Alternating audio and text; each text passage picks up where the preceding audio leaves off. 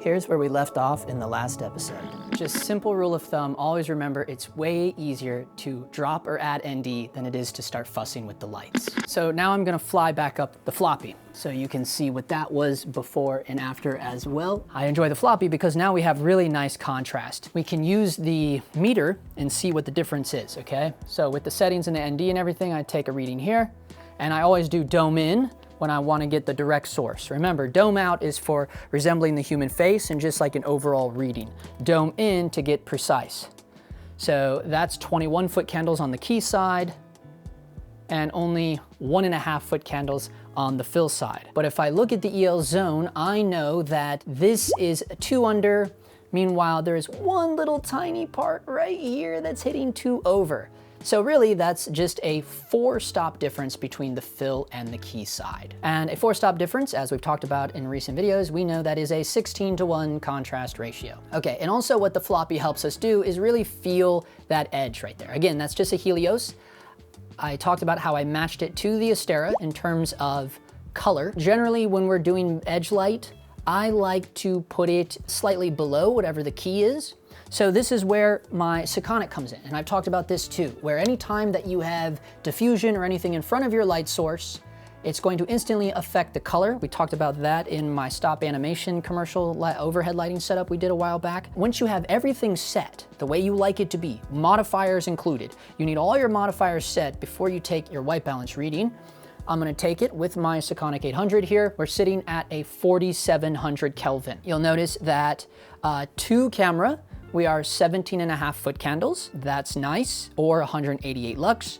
You'll notice from the light filters and the camera filters, we're not having to add any magenta or green into camera, and we're not having to add anything to the light. So we're sitting really, really nice. The light is perfectly, quote unquote, color balanced. And here you will see, I took a memory before I had any lights up. So you could see where we started at and where we ended up at in terms of color temperature. Isn't that funny? It's more accurate with the actual light and the magic cloth than it was with no lights. I'm really just relying on the scopes and the EL zone. So let's back up here a bit. Let's pretend we don't have the EL zone. And this is where it gets a little tricky, because as I've talked about before, the EL zone is literally a calibrated spot meter married to your camera, where these things, you know, they're not calibrated to the camera. These are just very generic, versatile tools that are supposed to be able to work with multiple systems. Which would you rely on more? Which would you consider to be more trustworthy? Keep in mind, I'm sitting ripped wide open at an f2, but with the speed booster, it's an f1.4. So this is actually under. If we compare that to the EL zone, I'm not sitting under. However, keep in mind, this is for middle gray, right?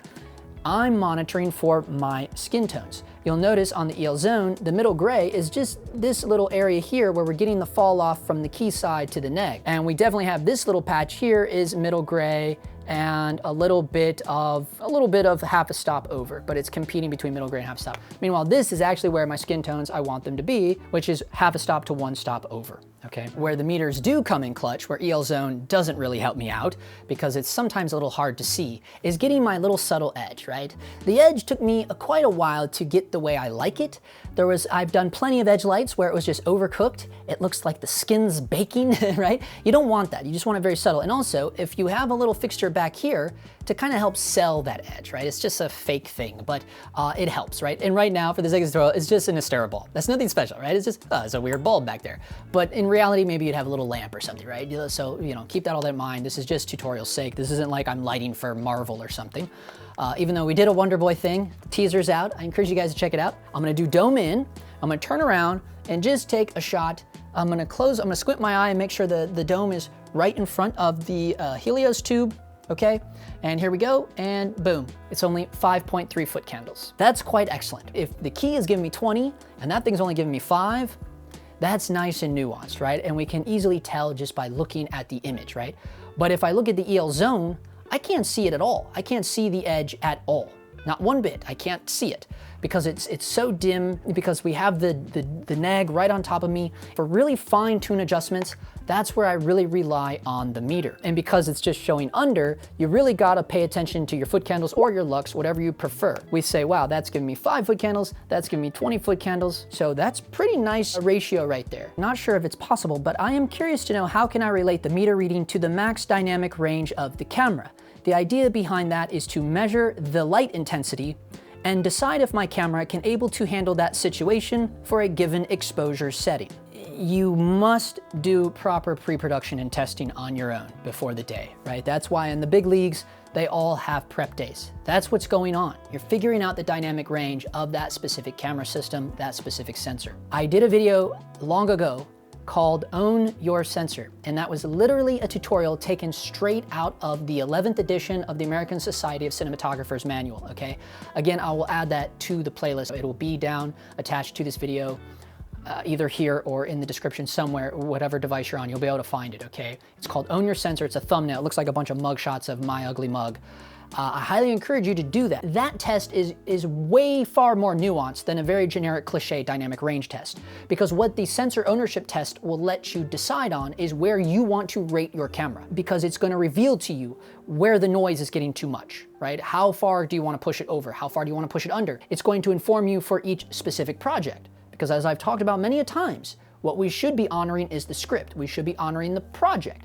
So the specific rating of the ISO and the specific camera settings and the filtration choice and the lens choice, even the sensor choice, all of these things should really be based upon the script. Again, the EL zone is your #1 friend, right? The meter is not calibrated to your camera. However, you have to make sure that you're properly feeding it the correct color pipeline. Again, I've done videos on this. I will leave links to them down in the description below. Once you feed it the correct color pipeline, that's pretty damn accurate. If I wanted to match my camera to my light meter with the settings and the 4 stops of ND, this would be more accurate if I had a test subject, because what I would do is take a spot reading on the face, on the cheek, okay? I would immediately know if it was over or under. So let's pause. I'm gonna bring in the mannequin head. We're going old school for this one. The one thing I know already is this is a mannequin head. It's not skin. She's showing way more red than I was. I had a little tiny sliver.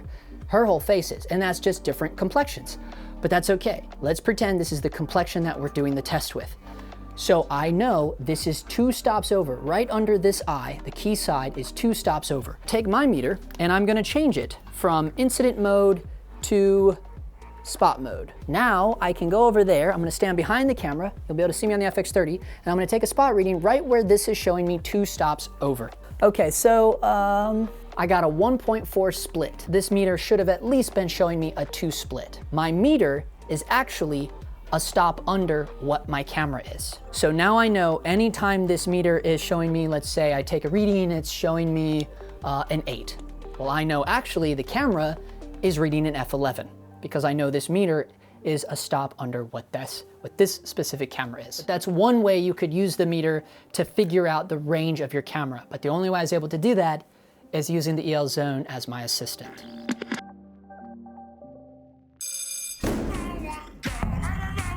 Thank you. We're not selling videos and pictures of gray cards. We're selling videos and pictures of people, real life situations. Therefore, our tests should involve real life situations. Plus, the meter has one job and one job only: to show me what 18% middle gray is.